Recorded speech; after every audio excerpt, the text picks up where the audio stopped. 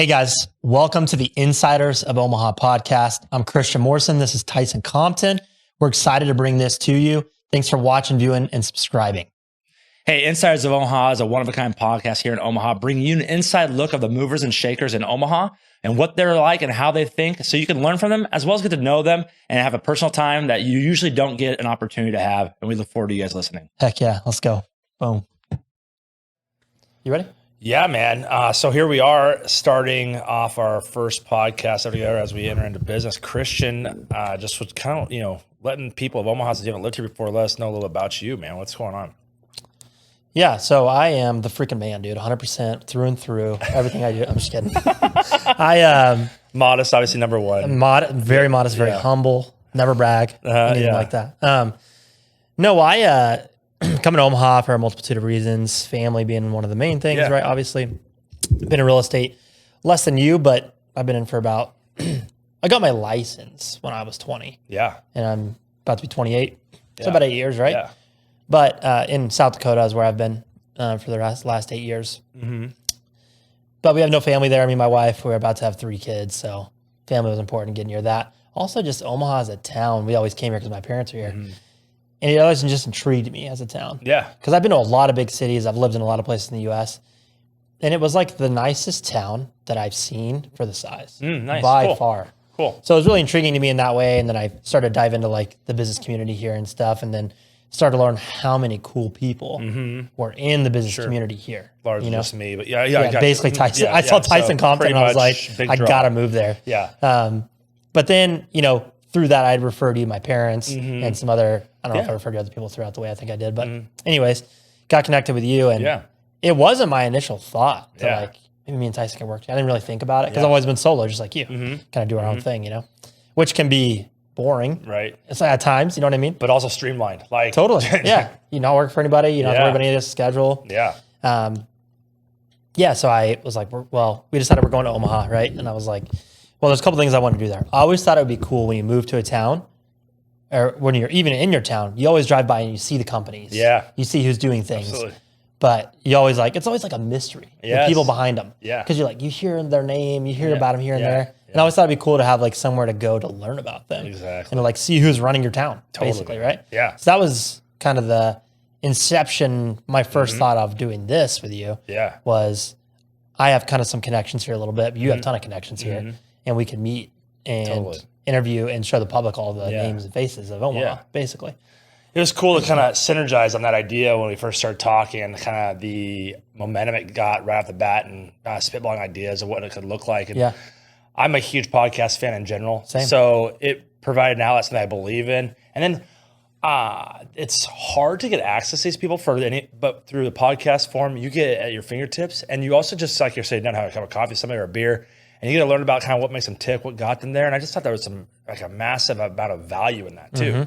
Because these people are busy people. And however much they might like to engage in this style or a conversation with somebody, they don't have time to. So I just thought it'd be a really great access point. And I think it's going to be awesome for Omaha or anybody across the world to even listen to it, to some insight about, hey, these are just normal people too that are just doing things a little bit differently and might give some insight and some direction to somebody that's on the verge of something awesome or some motivation to get started and take away from that fear. I think that's going to be awesome. Or, what I just thought about as you were talking, it would be really, because number one thing people talk about is like not being able to find help or not being able to find the job they want, in job field. Yeah. This will give people an avenue to figure out who's running the company. Yeah. Yeah. So like even thinking about working for that company or that person, let's go learn about them. Yes. See what they're about. See what they're about for real, and get that insight before you go apply or maybe you're already applying. And then vice versa, people who come on will be able to find that person they want to work with. Well, breaks down that wall, but also gives that company a little more personality than just what's on the surface of through the marketing portfolio or through the HR screening. You start to see, hey, what are the origins of this company? How did this get to be? And then you start to kind of have that more, intrinsic buy-in. Totally, that's awesome, man. That's really cool. Especially, Nebraska, I think got rated one of the top 5 lowest unemployment rates in the entire country. Yep.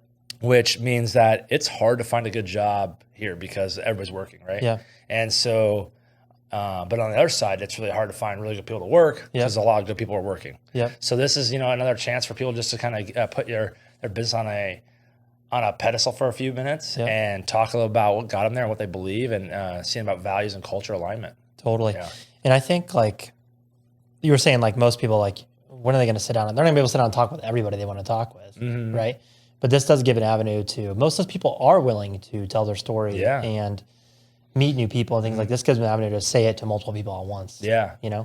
But another interesting thing about us is we've partnered up on our business side of things. Yeah. Which I didn't expect. I don't know if you did. No, it's kind of happened organically for sure. There's just so much alignment. Yeah. Ton of alignment. I would consider you an older soul by nature. Totally. I'm an old soul, even though we're 10 years apart in age. But,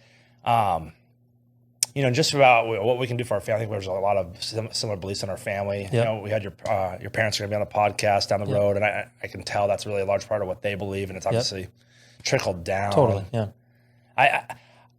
One of my favorite things about this is with the family aspect is like I look forward to one day that my daughters could actually go on and listen to me interview somebody 20 years down the road. If I'm not even around, they still have and me your grandkids captured. It's pretty cool. It is cool. Yeah. To learn like your own philosophies and like it would be cool. Imagine seeing your grandpa. Oh my God. In like our age. Yeah. Our age of your either of our age groups. Yes. And your grandparents talking and their thoughts on things. And that'd be cool. Oh my gosh. It gives me goosebumps. I know. It'd be cool to see, dude. Yeah. Very even cool. with my own parents, I like to draw as much as I can out of them. So, as much as this might be about business, you're learning about people you're learning about individuals as people. Totally. And it just shows through in their business. The vehicle is the business, but they are who they are. Yeah, absolutely.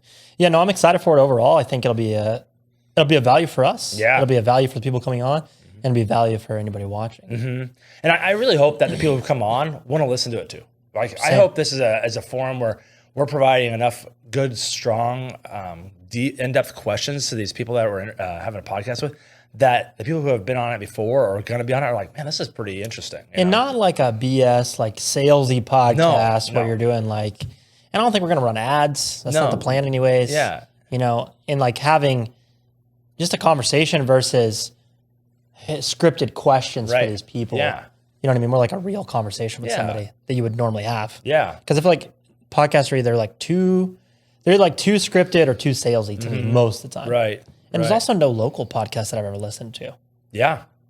Be cool to have a local one. Oh, yeah, absolutely. I mean, Omaha has such a diverse, strong business community. Totally.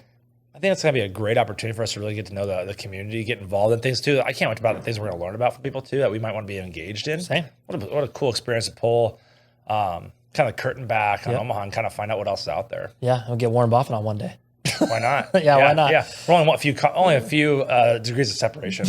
True. I mean, only it's a few. Not that many I mean, we know where he lives, right? I can look his house up on the assessor. We can just go to the security guards and be like, "Warren home today?" What's funny is over the years I've lived here, his house has been built up more and more to a fortress. Before there was no front gate, but then there was like a guard hut built. I mean, eventually now it's like a. I mean, it's dude, like, he has to. I can't imagine the amount of stuff. Poor guy. We feel for you, Warren. It's a tough life. Sorry, buddy. Yeah. That would be the ultimate. That'd be kind of funny if we did get him on one day. That'd be crazy. I'll supply the Coca-Cola and McDonald's. Perfect. For free. Yeah, for free. We'll pay for it. Because I know he's smart with his money and financially savvy. Yeah. So we'll just pay for it for you. Yeah. But tell me like really quickly while we're still here. Yeah. What is your not journey, but like, what are you doing? What's up with you in Omaha? Well, I think the biggest thing that we moved back here after I got out of the service. I was in the Marine Corps for 4 years. My wife and I met. Hoorah. I was stationed on the East Coast, moving to the West Coast, my duty station, and then we met in Omaha for, I had a few days of leave, and 11 months later we were married. So it was so crazy, dude. It's super whimsical and crazy, and I don't advise for anybody, but it's worked for us. It's probably not the most traditional route. But we moved back here with family and dove right into real estate right away. And it's been a huge blessing being in the real estate community. And the thing that I found out about real estate personally is that there is so much to do in real estate. It can go any directions that you want to go. And I just didn't realize how many opportunities were within the field. But that would be selfishly. Now, the awesome part about real estate that I was looking for was the beauty of the one-to-one relationship that you get while working with clients. And you get to help them. And, there is a cheesy saying, it's the biggest investment of your life and all this stuff. I get that. But my thing is like, I feel this calling to always protect and serve people. Like I just say, hey, I know that if I know something that can help somebody else, I want to make sure that I am letting somebody know about that so they can avoid a disaster or take advantage of a situation in a good way, in an ethical way, in a moral way that can benefit them down the road. And if I'm not doing that, I'm doing a disservice myself of my own knowledge. And I don't think that's really fair. I think that needs to be distributed properly, you know? Dude, you're totally right. You know, that just made me think of like, before I got into real estate, I didn't see the value in real estate agents. Truly, I didn't really get it. I was like, why are they even there? What's the point of them? Now that I've learned it and sold hundreds of houses, I'm like, dude, the people that go through that one, I'm like, what a mistake. Like I wouldn't even go without one in a different city. Right. Because cities are so much different. States are so much different.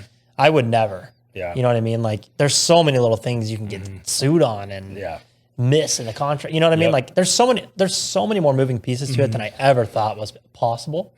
The new real estate agents have no clue about either. You know, when you get into it, you just have no idea. And as the public, the average person sells 5 to 6 houses in their lifetime. Yeah. You know what I mean? And we're selling that per month easily. So it's just a lot more movement in that. There's a lot more pieces to it. Emotions go in there. Yeah, for sure. It's a crazy complex thing. It is. And, you know, I do respect the fact that, hey, if somebody wants to do that on their own, they can. However, you can, we are a luxury item.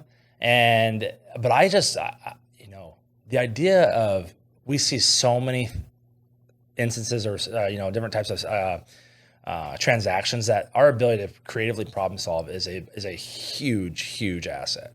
So if something comes across one of those tables and they're like, which I've had some friends of mine at times were like, oh, we're going to try it on our own first. And then all of a sudden, I don't know what to do here. And then all of a sudden it's like, you know, and you're like, well, let's back up and then we just reassess and then put in the plan. And they're like, wow, that was awesome, you know? And I'm like, well, that's what last 8 years of my life have been, is trying to figure these out to be able to answer that question quickly, you know?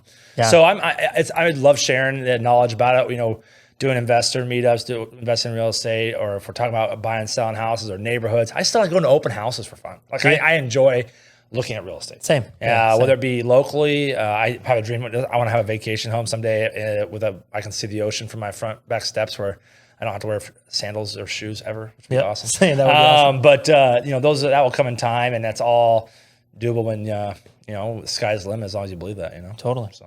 Cool. Well, I'm excited for this. I'm excited for the future. Excited for what it can bring.